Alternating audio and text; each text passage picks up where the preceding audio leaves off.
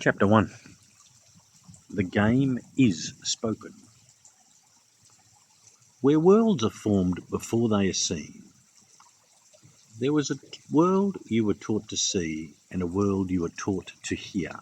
One is made of objects, matter, labels, histories. The other is made of tone, meaning, expectation, and breath. One shows itself to the eye, the other reveals itself to the soul. Every life begins in the spoken realm. Every identity is carved first in sound.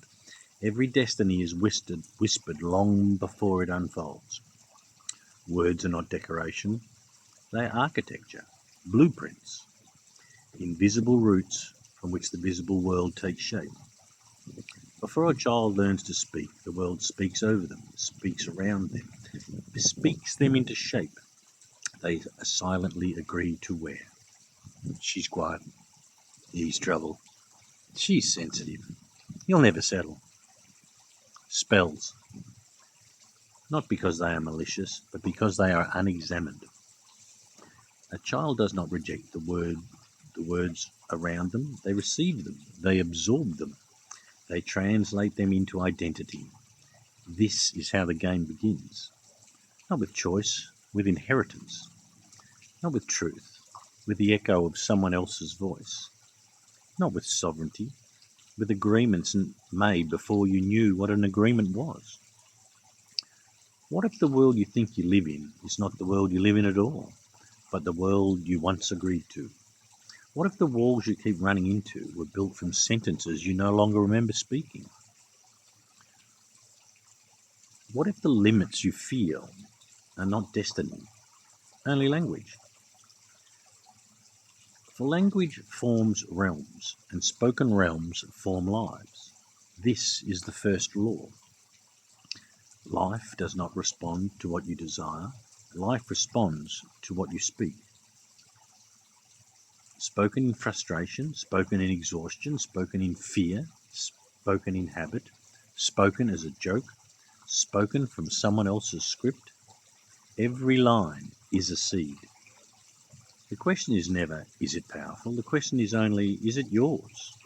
Most people live inside a collage of borrowed words, borrowed fears, borrowed expectations, borrowed identities.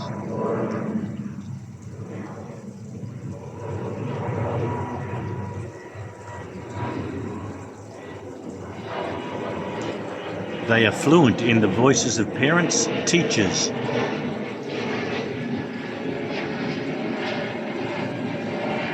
ex-lovers, friends, critics, and ghosts.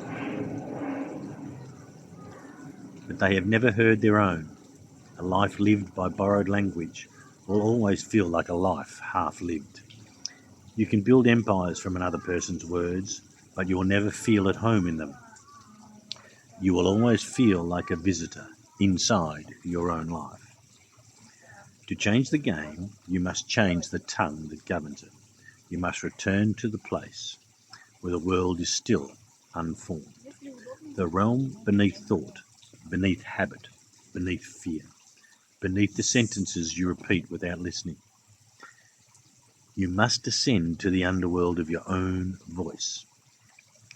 There, in that quiet and unlit place, you will meet the one who has been shaping your life since the beginning, the scribe.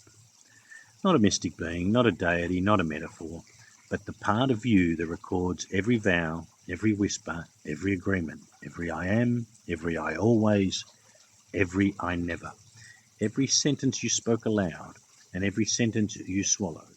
The scribe is not emotional, the scribe is not moral, the scribe does not negotiate. The scribe transcribes, and what is transcribed becomes law. Not cosmic law, your law, personal reality. The struck of the world you walk inside, you are not bound by the universe, you are bound by your own spoken code. But here is the turning. What spoken once can be spoken again. What was agreed to unconsciously can be rewritten consciously. What was inherited can be returned. What was borrowed can be released. What was whispered in fear can be declared in truth.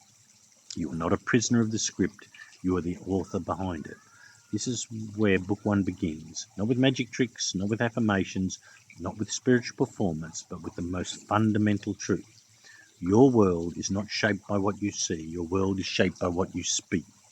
To change your life, you do not force your behavior, you reclaim your language, one sentence at a time, one breath at a time, one choice at a time.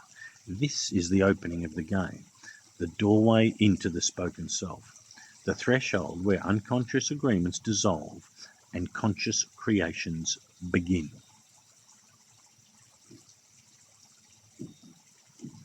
Next up, invisible agreements.